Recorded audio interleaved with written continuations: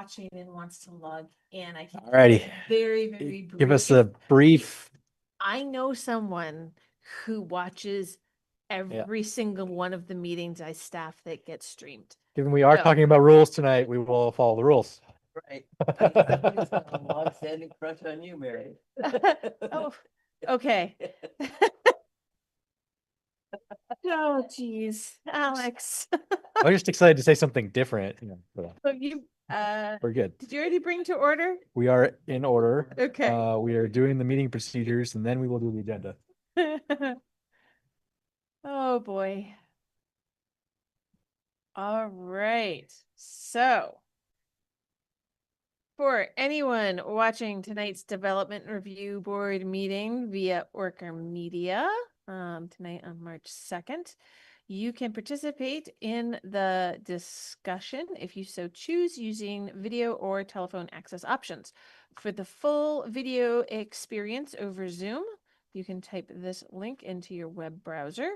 Alternatively, you can dial this phone number here, and when prompted, put in the meeting ID and passcode. If you have problems accessing the meeting, please email me at mcrandall@montpelier-vt.org. Please note that turning on your video is optional. And we do ask that for everyone attending, please keep your microphone on mute when you're not speaking to reduce background noise. We're not really expecting anybody from the public tonight. We have Bill Jolly on remotely as a member of the DRB. So I'm gonna skip most of the other bits and pieces and just say, and actually, if you know, this is a public meeting, so we want the public to be able to attend, but because it is not a public hearing on an application, we will do our best to get the public in, but we don't have to reschedule the meeting if it turns into something where the public can't log in remotely, because there's not going to be any property rights or anything at issue. All right, I will hand the meeting back over to the chair. I will entertain a motion to approve the agenda, but let's take care of the minutes first, one revision, just so we don't forget about it. Just move that to switch 7 and 6. Which 7 and 6, yes.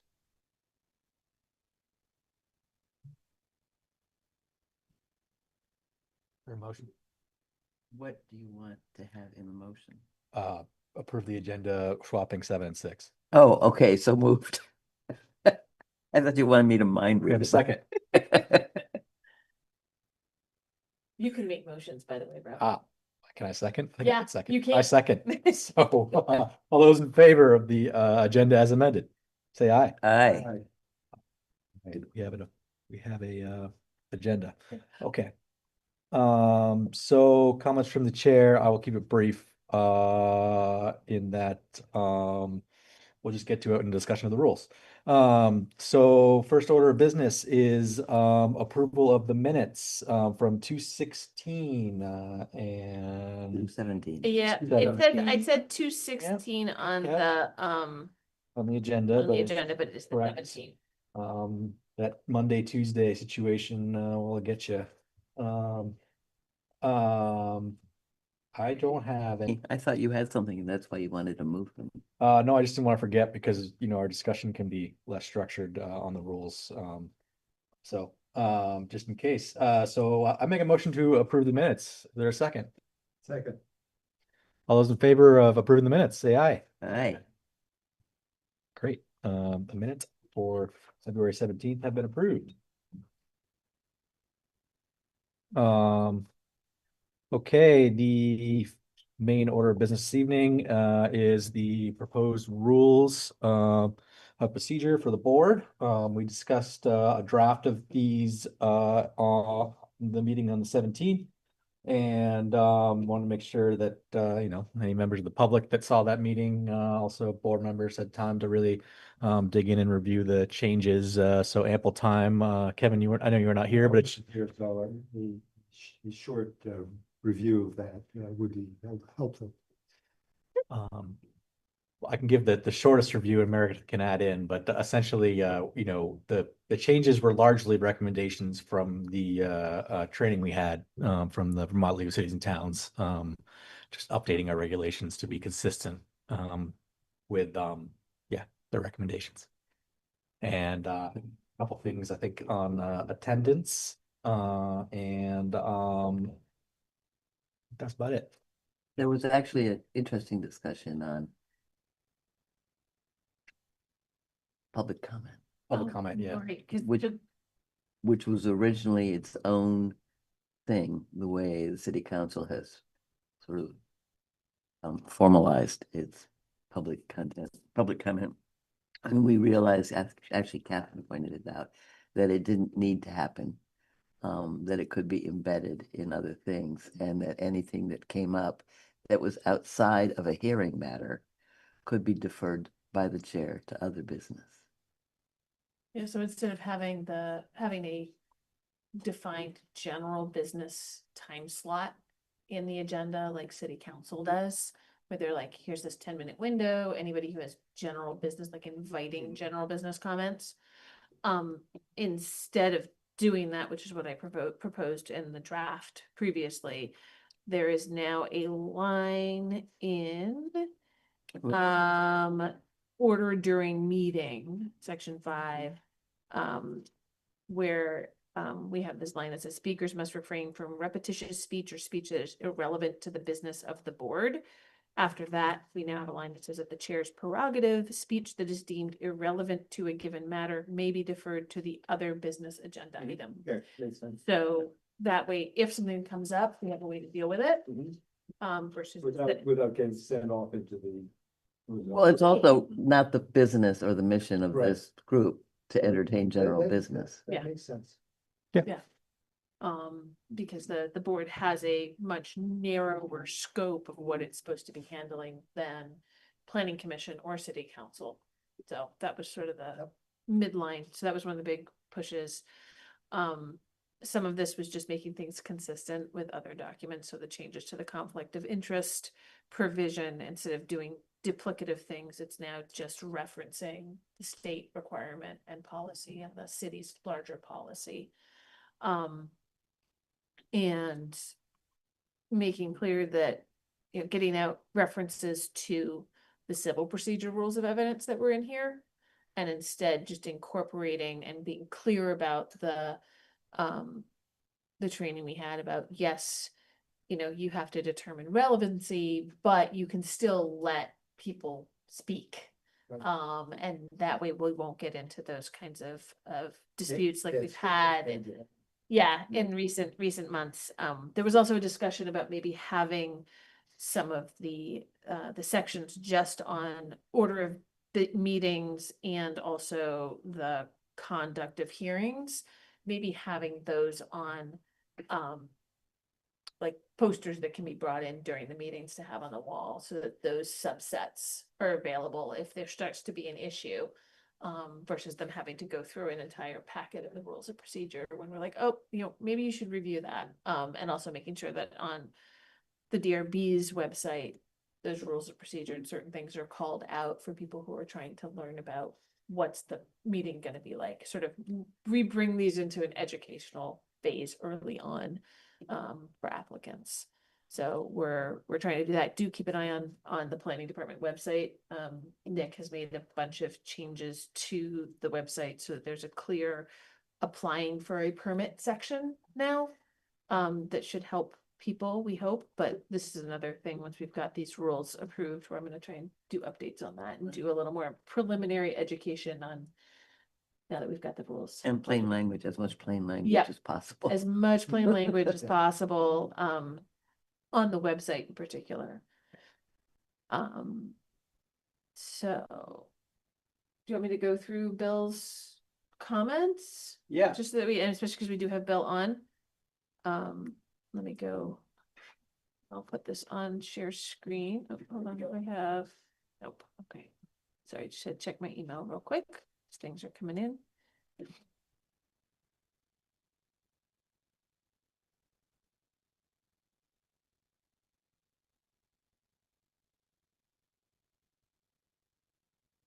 Oh, you're not gonna be able to see that at all. Hold on. Let me see if, oh, and Brian just popped in. Nope.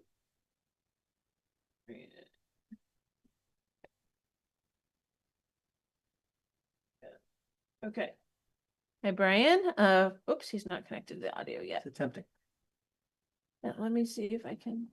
We're all challenged with another. I don't know as that's gonna show very well. That's zoom in. Oh, Oh, my goodness. That's terrible. that's Boy. awful. I'm sorry. Let me, that's We can not, just do it by reference to where it is. and you yeah, can I'm read gonna it. have to just read it to you. I'm sorry, guys. Because that is not showing up. I'm gonna see if let me try. Because usually when I share the packet, Yeah, it does fine. that does fine. So it might be because that's the version with his embedded comments and it got messy. So I'll see if I can just scroll to where he put his comment because I have it printed out for myself.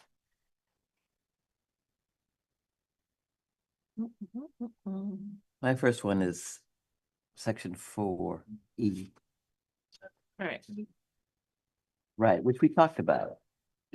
So you want to, okay, so it sounds like you guys both have the same question. So section 4E, recess of meeting or hearings? Yes, We were referencing the fact that in the previous meeting, I had asked the same question to to Bill. make sure that I understood what is the difference between a meeting and a hearing. And I think I now understand that a hearing is a subset of a meeting. You could have multiple hearings occurring within a given meeting. Yeah.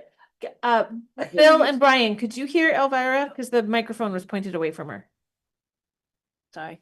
You're muted, Yeah, Brad. yes, no, I can hear fine. Yeah, Okay. thank you. Yeah, Great. me as well. Yeah. Okay, great. No, so yes, and actually Bill had that same question. Yeah. And that's why we have the yeah, it's meeting is what's happening the entire night, everything that's on the agenda. Mhm. Hearings are public hearings that are required to happen by statute on permit applications or appeals. Mhm. And so, we have to publicly notice those hearings, those get, sent to the Times Argus, and so they specify those, in the Times Argus and get printed, and all the abutting property owners for each of those properties involved in each of those applications get individualized mailings to them for the hearing. Mhm. They don't get the full agenda sent to them for each meeting. Right. They just get stuff about the individual application or appeal hearings sent to them. But hearings can only happen during open meetings. So yeah, it is one embedded within the other. It's good to have that distinction. Yeah. And so that's why there is this section on section 5, order during meeting. That's more general things about the meeting in general, versus the conduct of a hearing. And they also have review of all applications, and that language is there to try and clarify that anything discussing an application that is before the board is going to be a public hearing. Unless I have put it in under other business, in which case I'm always like, this is not a formal application. This is just preliminary review of a potential project. Right. Nothing you say is actually part of the record. So conduct of hearing is much more formal in how it's laid out versus the order during a meeting, which is more about the chair keeping order. Right, and that's where my comment comes in, because in the section before order during meetings, there's section D, order of business, but you're using that's order in two different senses. One is Yes. sequence and the other is, decorum. We could not do decorum, but we might try conduct. We could say, I mean, we could change 5 to conduct during meetings. Yep. Yeah, Agreed. that, Disambiguate. Yes. yeah. Good idea. Great idea. Layman's Wordsmithing. plain English. Nope, that's great. Except then, sorry to complicate it, we do have now section 8, which refers to conduct of hearing or review of all applications. And in this case, it means like conduct is being used in the sense of like the undertaking, the Well, we could say conducting hearings or review of all applications. Conducting versus conduct of, right. those have Yeah, slightly but- different meaning. Yeah, except that, I can't believe I- we're doing this. Everything else is a noun. Yeah. Every other section label. This is when the thesaurus comes in handy. Yes. I mean, so I think if we just sort of choose the meaning that we wish for order, conduct, and are consistent throughout the document. And part of the problem with order is that it comes so soon after another use of the word, the other use of the word Mhm. order, Yeah. like 2 Yeah. paragraphs. And so, and the other one comes 2 sections later. I don't know if that matters.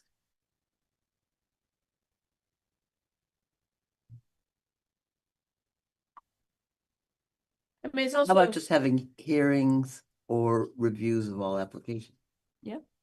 Then you shorten it, you stick with a noun. yeah. That's the main one about the hearings, right? It could just be hearing or review of all applications as the Unnecessary 2 words. slash. I will make hearings though. Yeah, Hearings or review of all applications. Awesome. And at least it's not it's as confusing in the headings. right. Then when we're referring to order, we mean sequence. When we're referring to conduct, we mean Right, but Be- then we have a problem in behavior. section 8B, which is labeled order. Yeah, no, that's fine. So then in this case, then we would change this to conduct. 8B would become conduct in keeping with conduct of meeting, then you would have conduct of, Or we could call it procedure. oh wait, no, this is actually the This is this is actually order. It is Yeah. being used in the same I sense, mean, yes. We're gonna, I don't think we're gonna fix it throughout. No, but now it is now matching because it's order of business Yes. in B and order, Yeah, it's yes. sequence. yeah, it's good. Yeah, I think in the subtext, because you have more of a sentence structure, it's easier to tell what's meant by order versus with the headings. So there are a couple places where order is being used a little differently, but I think that's okay because it's not in the confusing major heading. Right. Yeah. Agreed. So, yeah, so section 5 will now be called conduct during meetings. And section 8 will now be called hearings or review of all applications. Okay. Nope, that sounds good. I can do that. I don't have any issues with that. All right, I go back. So Bill's Next thing is the end of 5. first, huh? I'm talking to myself. Okay, sorry. Bill's first comment is in section 4, E. That was the about difference between meetings and hearings. So I think we've dealt with that. Yep. And then number 2 was section 5G. And he was asking about whether other business should be defined in order of business. But I think it's personally, I mean, it's up to you all. I think it's okay because I mean, it's just the common meaning of just a other catch- business. Yeah, in 4D, which is where we have that other business is generally the seventh thing in the list. I mean, that's where I put when the next meeting is. It's just other things that are not the minutes or reports of actions taken prior. It's anything else. Yep. That are not the usual jobs of the board, usual business of the board. Okay. All right. All right. Party status. So, and I'm glad you're actually on, Bill, because I didn't quite understand your third comment. So, I and- understood it to mean the antecedent of either, but this sentence seems clear to me that it's Yeah. referring to amendments of either the Vermont Municipal Code or the ethics policy. the city's ethics policy, yeah, and that's what is meant. It's just that the way the red lines worked out, it showed after the big deletion instead of before it.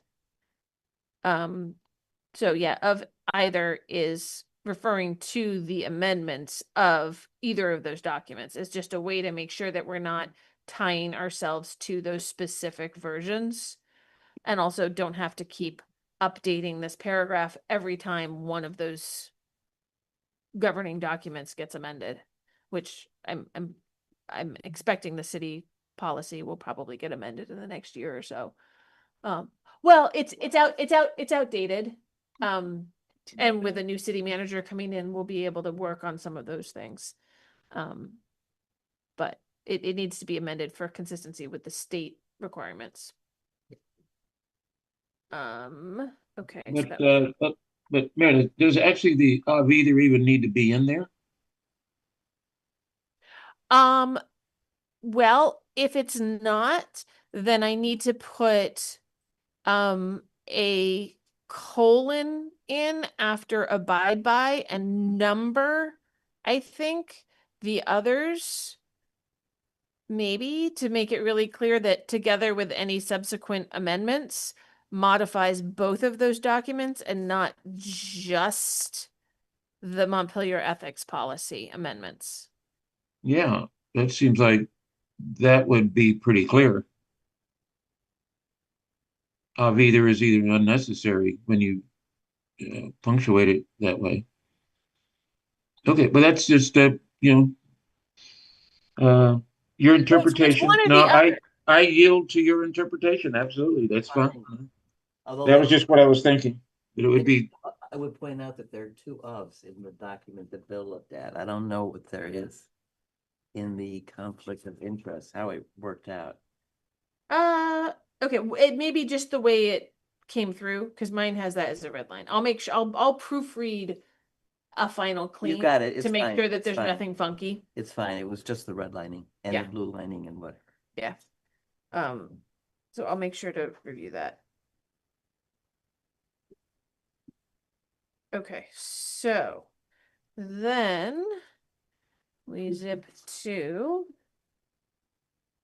page 6. Sorry. Having two different documents to go through gets a little confusing for me sometimes. All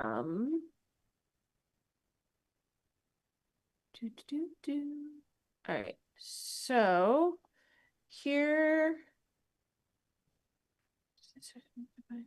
Oh, he has a question about whether something's meant to define quasi-judicial. And this is in. I think there are Section maybe 3 comments prior to the quasi-judicial comment. But I'm following along in the Oh, did I skip a page? document, which is maybe a little Oh, bit easier. I did. Yep. Page 5. Nope. So I That's, I think couldn't share that up there. So you're Yeah. right. Sorry, I missed a page. So 8A. Where are you? yes, 7, page 8A. 5, 8A. I Yeah. think it's tagged the reference to the Yeah, should this legislation. have or be a Oh, link okay. to the definition? And I'm not quite sure definition of what there, Bill. What did Uh, you link? Quasi judicial. Um, Will people know what quasi judicial means, and particularly quasi judicial proceedings mean, particularly in this context, but just in general? I mean, I just, maybe it would be a link, sometimes texts include links to references that will be information that would be helpful, but um, yeah, I I mean, don't know. referencing the state, I mean, this state statute would lead people who don't know, or they can just talk Hmm. to me. I mean, that's what that state statute points to requirements for quasi judicial I proceedings. Mm-hmm. Mm-hmm. We have to have that. I want to have that language somewhere because it's why we aren't following strict rules of evidence, but why we have to have more procedures than, say, the planning commission. I Oh think, yeah, I would not suggesting take it out. I'm just suggesting give it an opportunity to be defined either technically or for the layman's viewpoint. what I was gonna say is that that's something that belongs in the plain language document, in the single pager that says, here's what a hearing is, here's what a Yeah. meeting is, here's what quasi judicial is, and here's the basic rules of how meetings happen. If you wanna know more, read the whole thing. Well, also, we can hyperlink. I mean, the links might die someday, but we can we can hyperlink this version of the PDF. Anytime there's a reference to go directly there, just so that it's So it's uncloned. Well, yeah, the interesting thing is it was referred to several times in one of the hearings, meetings, slash, et cetera, that I was in, and I think an attorney brought it up, and he said, you are quasi judicial body, don't you? Or something to that effect. Um, and so I thought, the understanding between the public and the applicants and us that has a clear understanding of what that means and its implications for the proceedings and the order of business are, made clear to everybody. That's all. And I didn't catch that as it was defined by the 24 VSA, what those little symbols are, 446. I don't know how many people are going to look those up and actually read those and understand what those are. They might, but if that's what is defining quasi judicial, then okay, then that we leave it like that and say, well, just read those and you'll know what it means. I just didn't get that from there, and it seemed like something that was important to the audience, at least that audience, Well, to refer to. yep. So part of it is you have to have these rules, right, to set the standards for the board and for the way everything is run. And to a degree, this is a reference for other people to know how those hearings are run, but this is not, the rules of procedure themselves will probably never be a plain language document and still be able to hold up legally if somebody is challenging the way the board is actually running their meeting.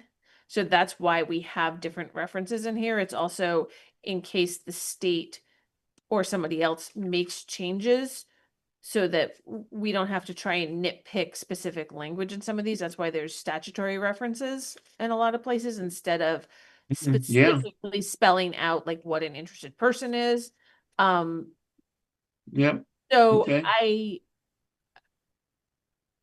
yeah, no, good. theoretically, we could have a definition of quasi judicial.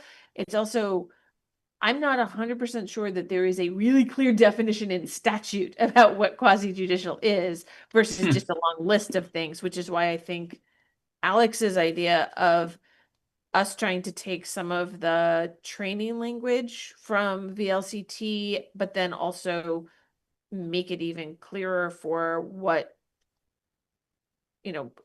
those of us who have done this for a while, including like Mike Miller, being able to go in and just have a really clear, simple explanation that says, hey, for real specifics, you can go look at the rules of procedure. You can also just call the planning department office and speak to the zoning assistant or the zoning administrator, and we will walk you through what to expect beyond what's in this, you know, Yeah. short, really abbreviated description of, and I like Alex's idea of what is a meeting versus what is a hearing?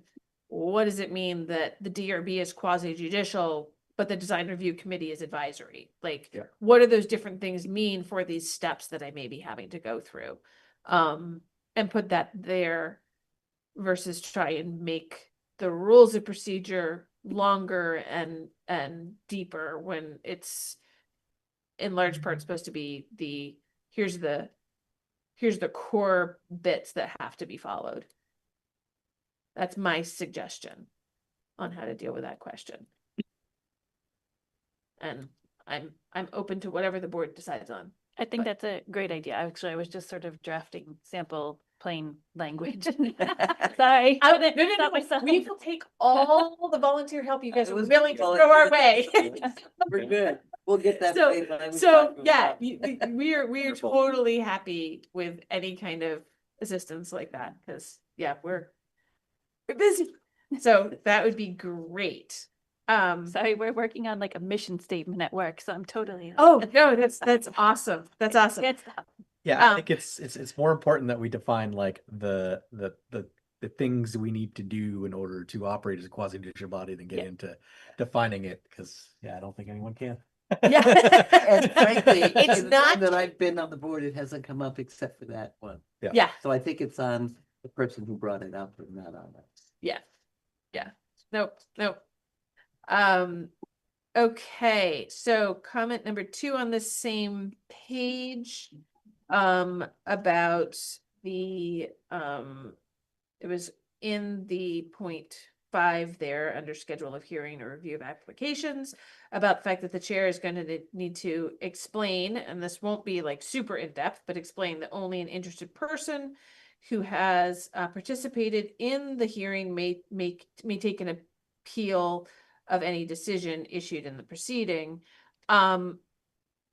And Bill was wondering whether it should say make an appeal to the environmental court. I don't really want to put that in there because where it's appealed to could get changed. Yeah. Especially if we end up, I mean, there's been discussion about taking appeals of land use things out of the environmental court and sending it to the land use review board. I don't want to put that specificity in there, especially if Montpelier becomes a tier 1A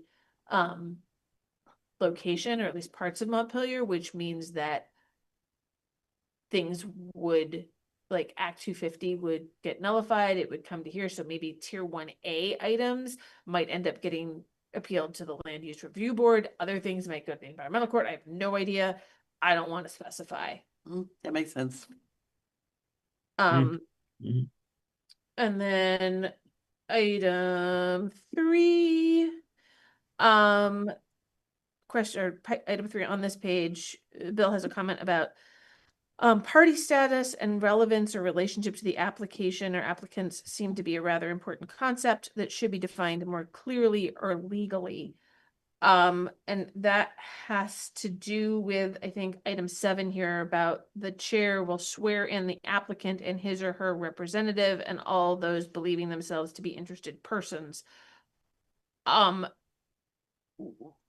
There's a wide variety of people who can be representatives of the applicant or on the applicant's team.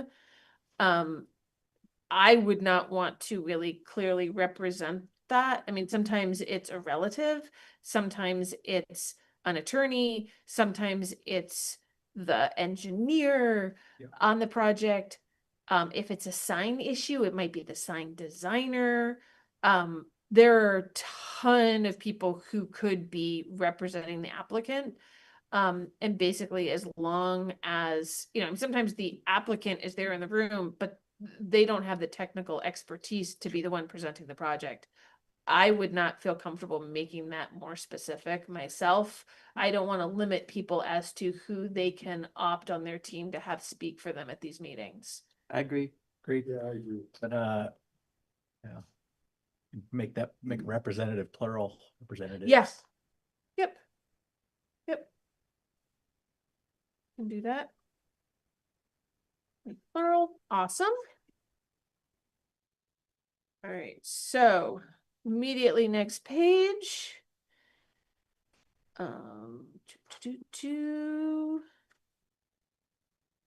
Oops, I think that's still. There's another question about whether something's meant to define quasi-judicial. It's witnesses, it's the Yeah. word witnesses. Yeah, I mean, we're still gonna just keep witnesses in there, I think. I mean, everybody kind of understands what a witness is. It's somebody else testifying to the project or about issues on the site or Mhm.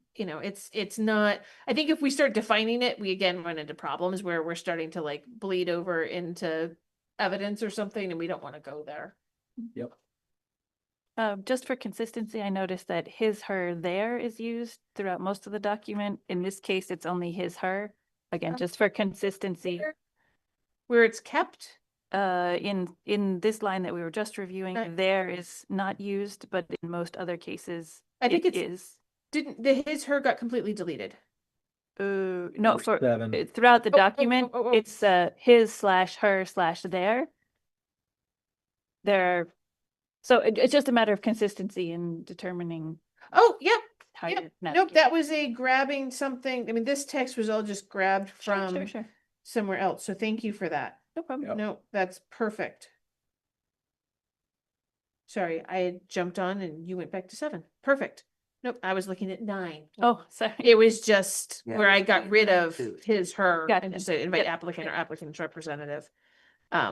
Okay, yeah, no, if you, I will try and just double check that for elsewhere too. Yep. It's great. It's less words. You can just say there and we can say the rest. Wow. And it makes you very current. All right, we're making a bunch of revisions. All right, so yeah, witnesses, I don't see that as defining quasi judicial.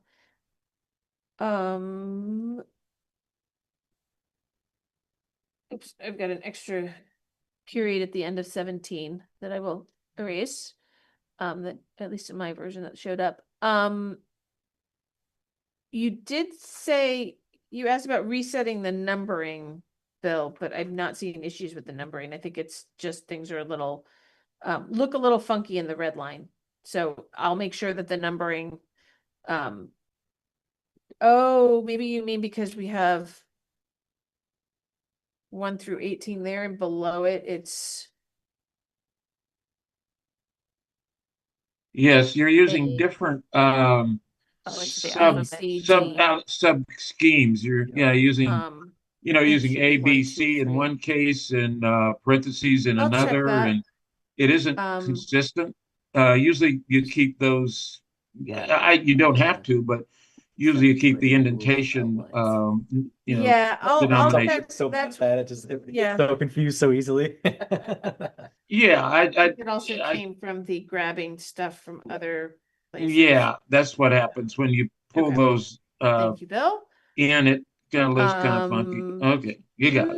And then may want to define, so here down at C. You say may want to define agent versus an interested party. I think this is also,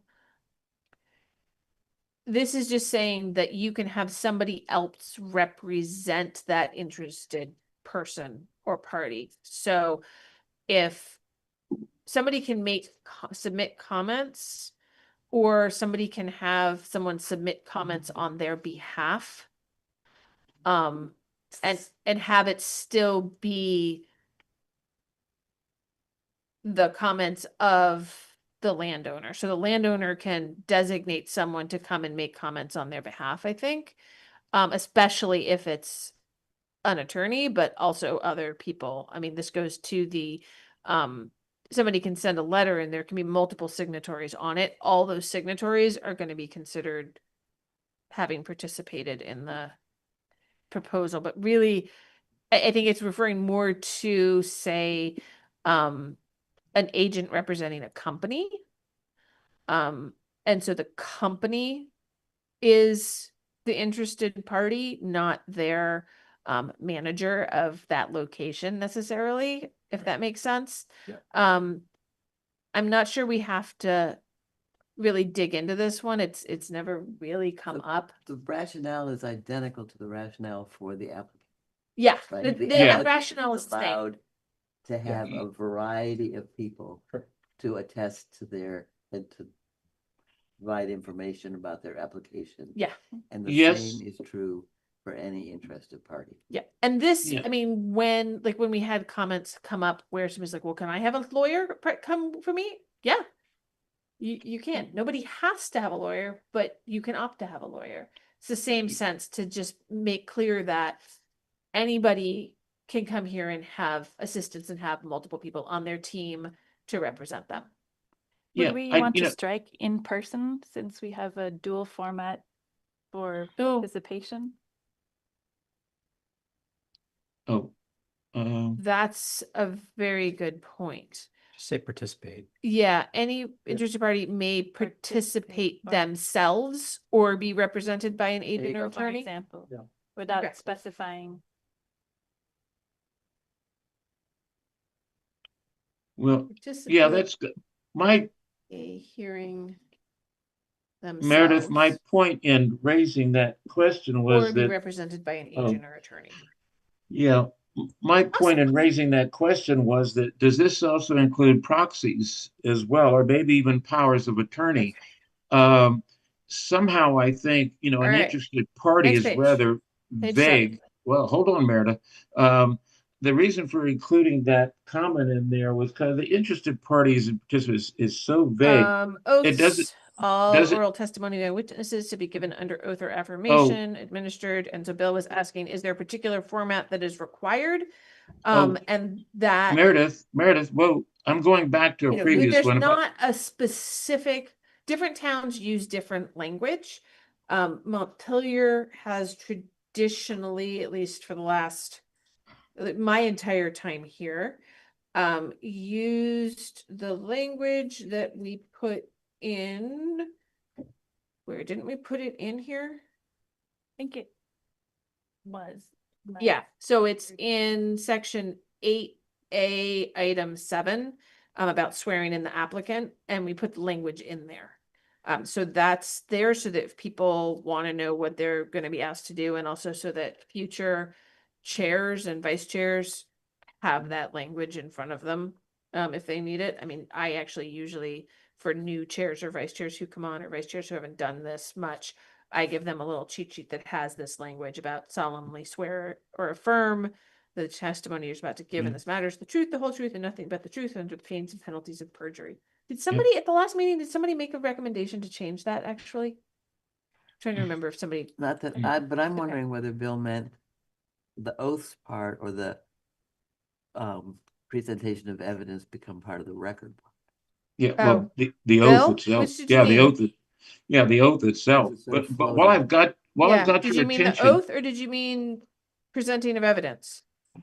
yeah, in this case, how did I read that? May want to no. What was it? I'm actually not even thinking about. I'm trying to get us back on the previous question I had about Can you hear him agents. and something happened to the speakers?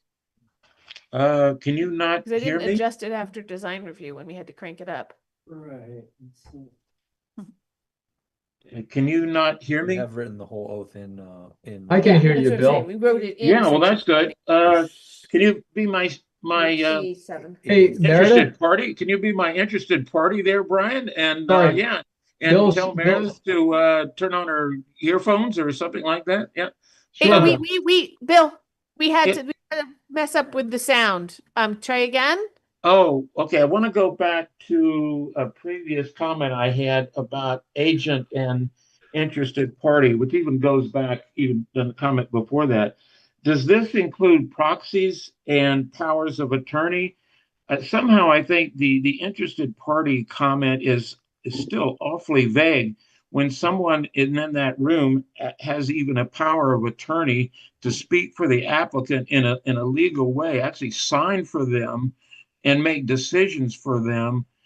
Somehow they should be represented a little bit different than someone who's just kind of complaining about the whole situation. You know, an interested party. And I just think there's something going on. The few I've been in, how much we acknowledge the comments from the public may be important depending on what their role is in the whole proceeding. And if their role is a power of attorney, I would certainly give them a bit more credence than someone who's interested party who's just complaining about the traffic, which is not even a relevant issue. So I don't know. I just think there's still too much vague in the agent interested party definition of someone who's speaking for the applicant, or even an appellant who comes in and has that. What is their, what is their statute in this whole debate? And it just didn't seem clear to me. It was just a lot of people talking, and some guy represented a company and another didn't, and so forth.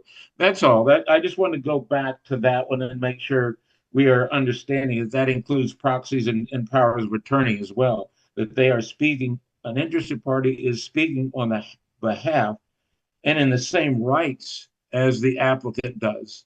And I just don't think that's true. Not understanding what an interested party. Yeah, I mean, I think that the big thing is that we're gonna shy away from ever having to determine who isn't an interested party. We really want to stay away from that, and keep the meeting moving in order, and then in our deliberations make the decisions as to giving appropriate testimony, appropriate weight in our decisions.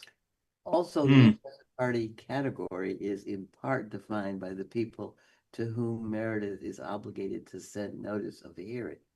Yeah, that's part of it. The state statute has played around with that. They haven't changed who we're required to send the notices to. And you have your applicant and the owner of the property. Those are things where the planning department office is going to, in almost all cases, already know who those teams are, and we have a duty to make sure that the person who's signing off as the owner of a property actually is the owner of a property. That's the signature that we are especially careful about, because these permits that the board approves are tied to the land, not to whatever company or potential property owner is listed as the applicant. They pass on. Somebody can be the applicant and the owner for a property, get the permit to do the development, and then sell the property to somebody else, or even just sell the building to somebody else, and the permit is still there, and whoever can do the project potentially switches, because it's all tied to the property itself. So we care very, very much about the owner and making sure we're clear on those relationships. The applicants, we understand their team, and we tie into that. When it comes to the additional people, the interested persons making comments, like Rob said, you're going to figure out what property they're tied to. That's why we always ask for their address in the town and what their connection is and their relation to the project.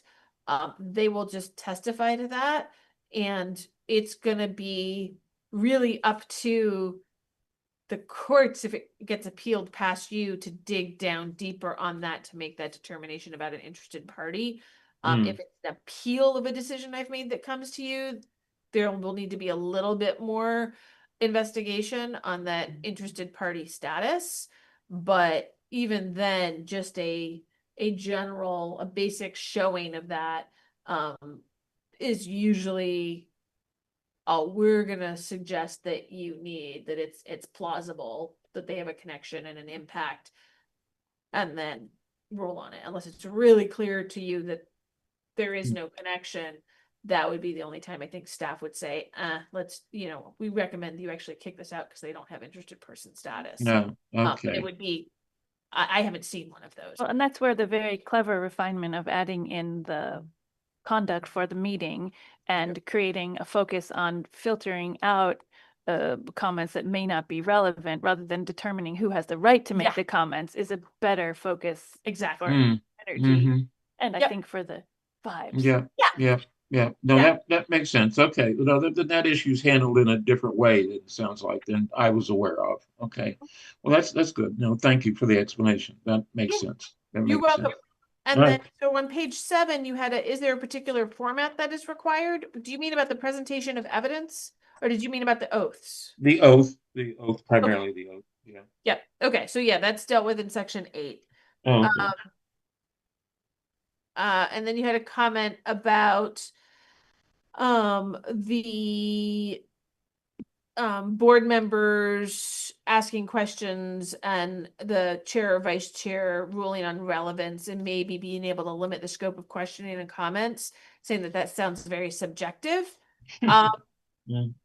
Yeah, we're trying not to get into the specifics of the rules of evidence, right? That's the only other way to really go about this.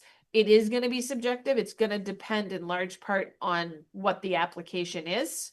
And this is where it gets into who is presenting those comments, right? Is it an engineer who's putting their license on the line to say that something is safe? Is it a neighbor with no technical background? Like, that's, are they talking about something that goes to one of the regulations that, one of the provisions that the board is actually being asked to apply to the application, or are they talking about something else that doesn't apply to the particular application? So there is some subjective in there, but there's really no way around that without suddenly the board having to apply the civil, the rules of evidence from civil procedure, which you don't want to do. Oh, okay. Well, that's what I was wondering, if there's a way to make that a little bit more objective by using our quasi legal, I guess. This is about as What are we this is about quasi? as quasi judicial as it gets without you having to actually have it be pure judicial. Okay, all right. That's good enough. This was all reviewed. So Cale reviewed the initial draft. Cale from the Vermont League of Cities and Towns, and he's an attorney. He reviewed that whole draft, and the sections that we had changed to make sure that they were gonna work from a legal point of view. Okay, So well, this was one of those changes. that's what it's looked like. Okay, thanks. That helps. Appreciate it. Yeah. I did your may non-voting alternates be party to the deliberative session. I honestly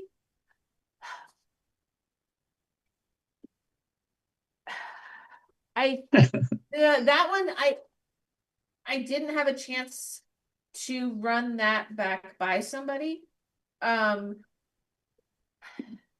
And I think I would say probably not, because you don't have a vote, that what your comments and input are should probably remain in the public. If it's somebody who is there, who is an extra, right? We have 7 members who are part of the discussion, all able to vote.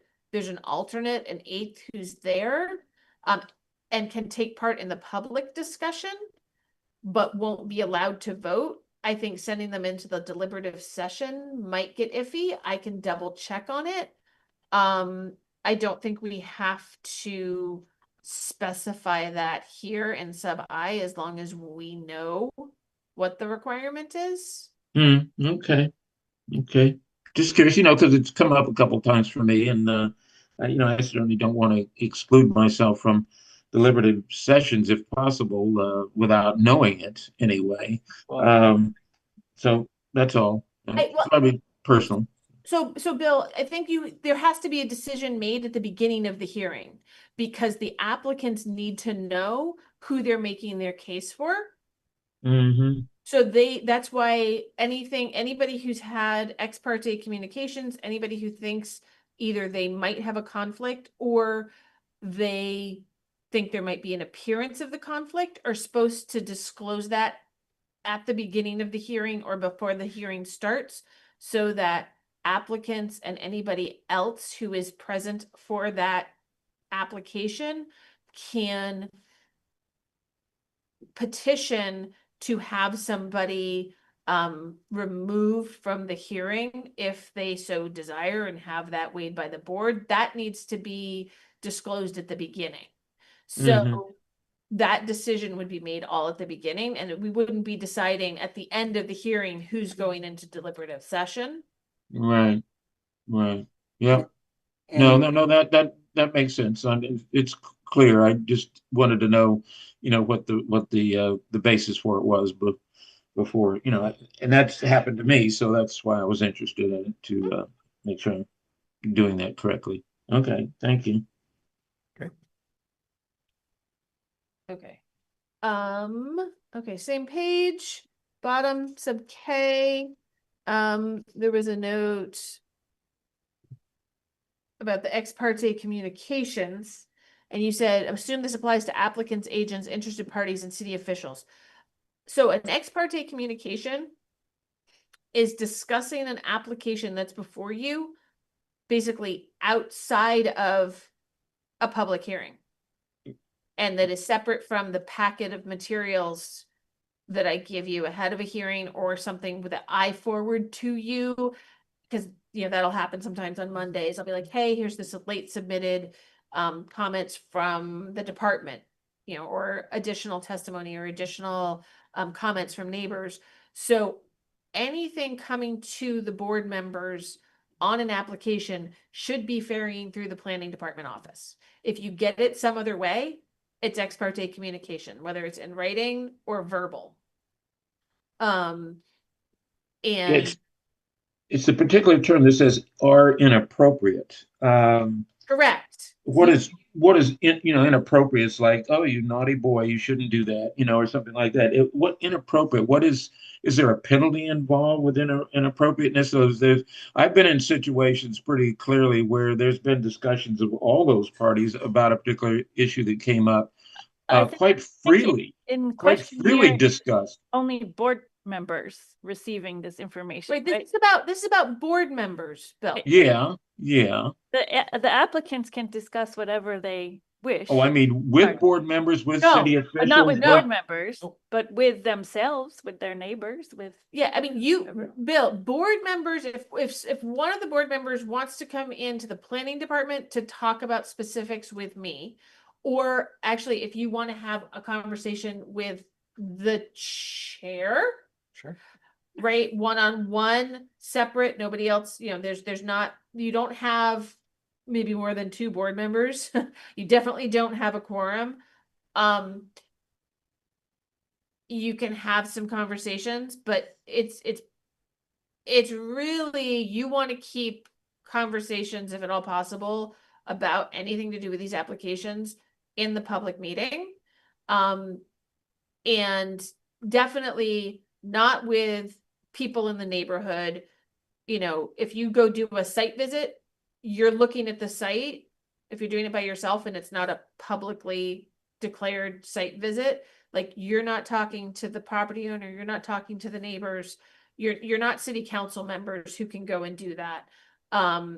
You're not talking to the applicants privately, separately. All of those communications have to happen during the public hearing, or they're ex parte communications.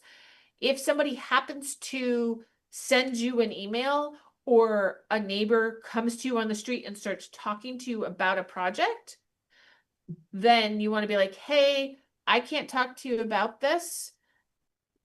And then once you come to the public hearing, especially if you got something in writing that was emailed to you, you say, here's this that I got, or if it's an email, you just forward it to me, say, hey, this happened. And then at the meeting, you disclose, I was submitted an email. I've given it to city staff and it is now part of the record as to what people have told me. So all the board members can see it.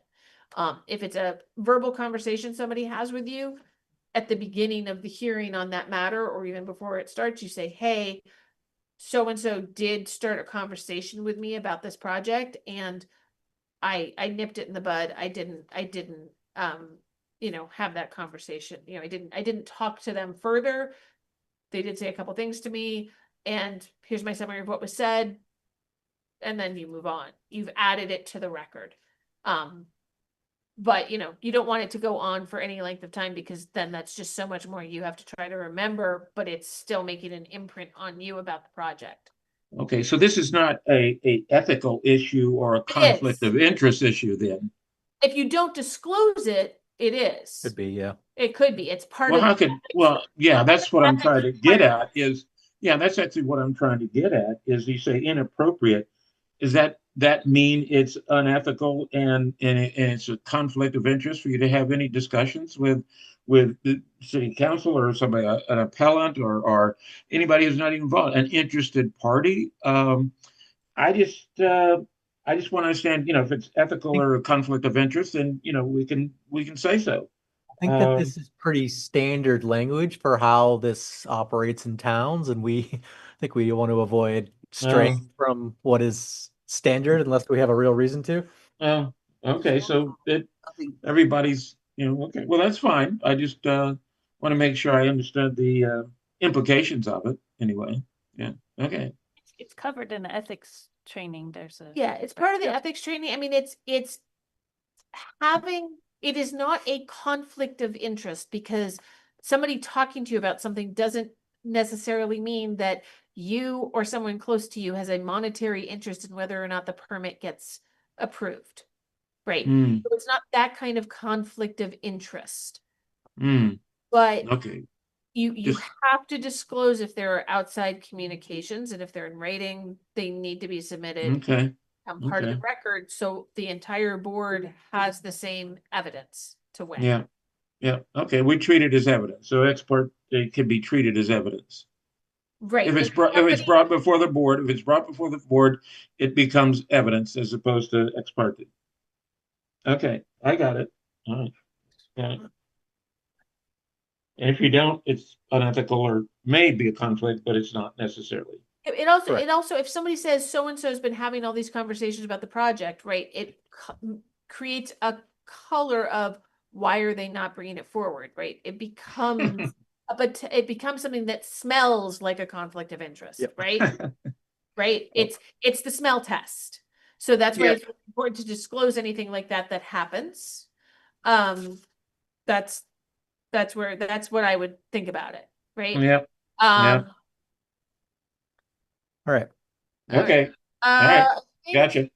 Is there, oh, sorry, there were more. Couple- Last couple more. page. Couple more. All right, so written,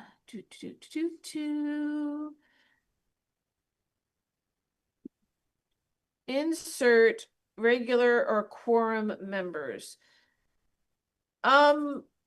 Where? Yeah, I think Well- it's in the written Well, finding.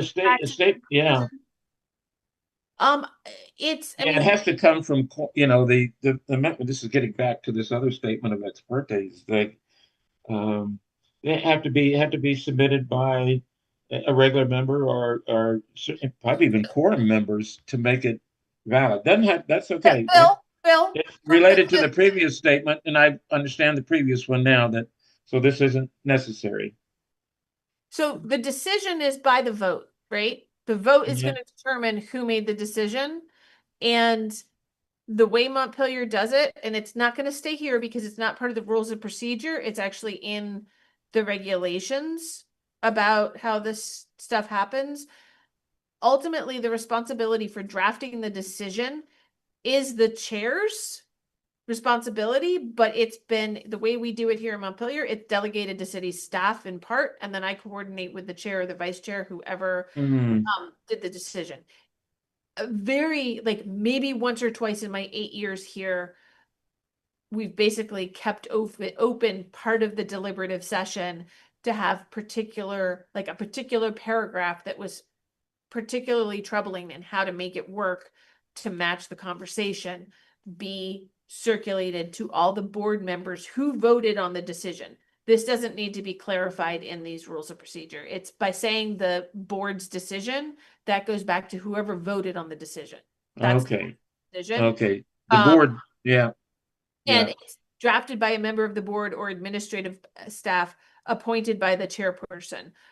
Generally, just by default here in Montpelier, that's going to be the staff who is coordinating with the chair. But this gives the chair the option, if for some reason the way we staff this committee changes, to have the chair pick a different member of the board. Like, I mean, say I got in a car accident the day after a meeting, right? Somebody else has to be able to do it.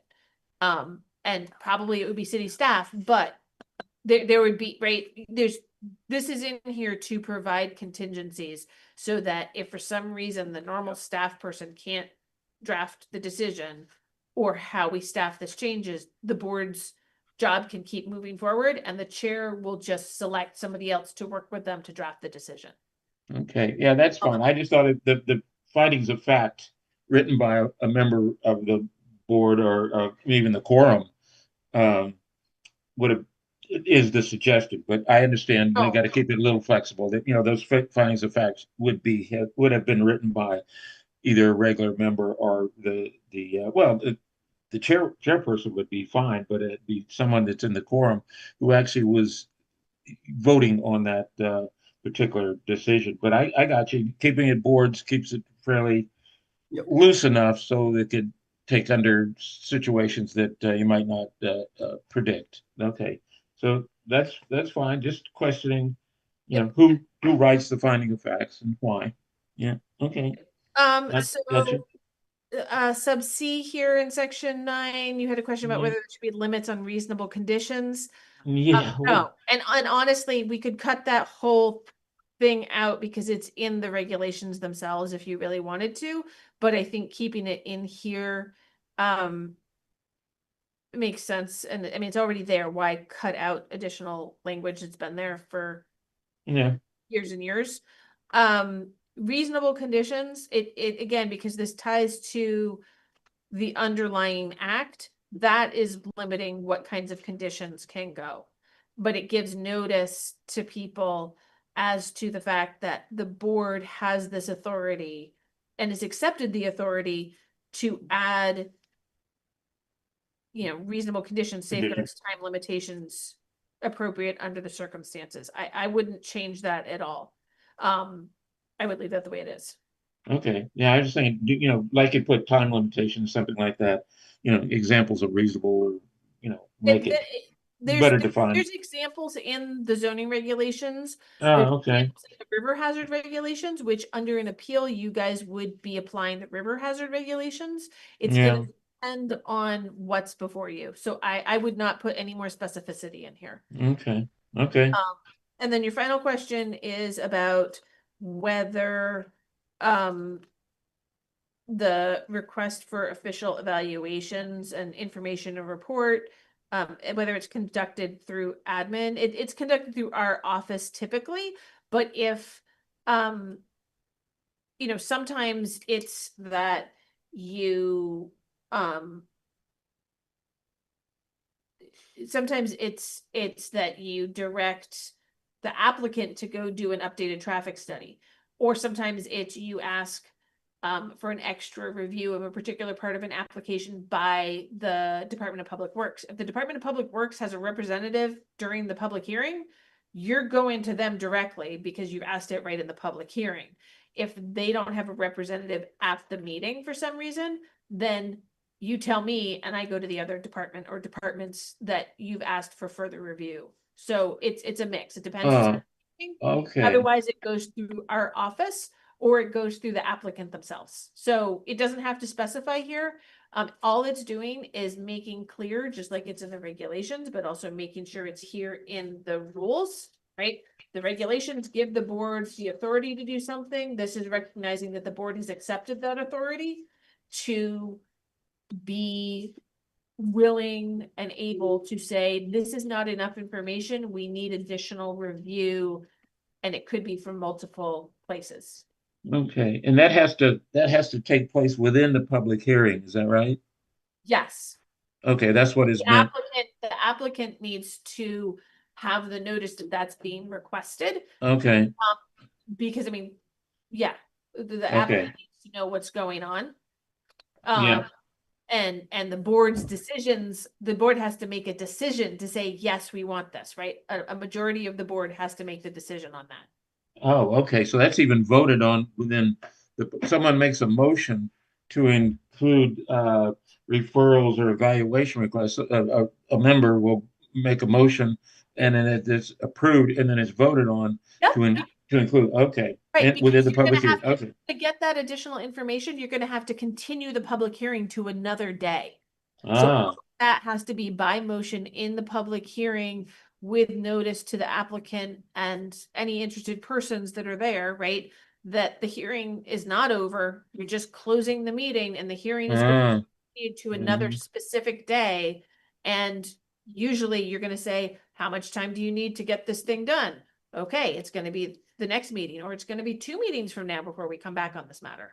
Yeah. Okay? Okay. Yeah. No, this is, I just haven't been in a lot of these, so I'm just asking quite, not that there's any, issue with them. It's just, clarification. So when I get to that point, understand what to do or not to do in some cases. All right. No, So- good, Meredith. Thank you. Sorry to take up everybody's Question. time on this, but I'm No, sure. we're good. Yeah. Do you want me to summarize the text changes that I recognize as accepted? And then if you guys are okay with those in my overview of what they are, maybe do a motion, or do you want to? That's fine with me. Okay. Fine with me. Okay. So based on my notes, the heading for section 5 will change to conduct during meetings. The heading of section 8 will be hearings or review of all applications. In section 8A7, it will say swear in the applicant and his, her, their representatives. I will also double check about his, her, their throughout the document. I will double check numbering consistency throughout the document, And particularly and particularly sub B. 8 sub B. Yep. In 8 sub C, it shall read, any interested party may participate in a hearing themselves or be represented by an agent or attorney. I don't know why we separate out attorneys, but fine. Yeah. That was a note, Makes them happy. not an actual And change. it's lawyers town. That's that. Other than that, if you adopt the rules as amended just now stated, I will also change and add to the amended and adopted by the Development Review Board on date on the bottom of page 8. So move. Second. We have a motion by Alex, a second by Kevin. The one change is want to make sure it was captured. We had the comment to the review about the his, her, their. Yes. Yes, yes. Yeah. I stated that one, and then it would also review. That's okay. I was zipping along. Just making sure. Yes. All right. Well, any discussion, further discussion? Bill and Brian, you prepared to vote on this? Yeah, I'm good, Rob, Oh, thanks. yeah, absolutely. Okay, well, we'll do a roll call vote. Kevin, how do you vote? Yes. Bill, how do you vote? Yes. Brian? Yes, Alex? Yes. Elvira? Yes. And Rob, the chair votes yes. That is 5, 6? 6. Wonderful. You did. Awesome. Thank you. And we do have an application for the next meeting that I sent out the public hearing notice on this week. So you will be meeting in 2 weeks. Motion to adjourn. Will the chair enter motion to adjourn? Second that motion. And those in favor of adjournment, say aye. Aye. Okay. Thank you all. Yeah, good night, everybody. thanks. Night, Nice thank work, you. Meredith. Mhm. Bye. Thank you, Brian and Bill, for being on. Oh, absolutely. Good job, Meredith.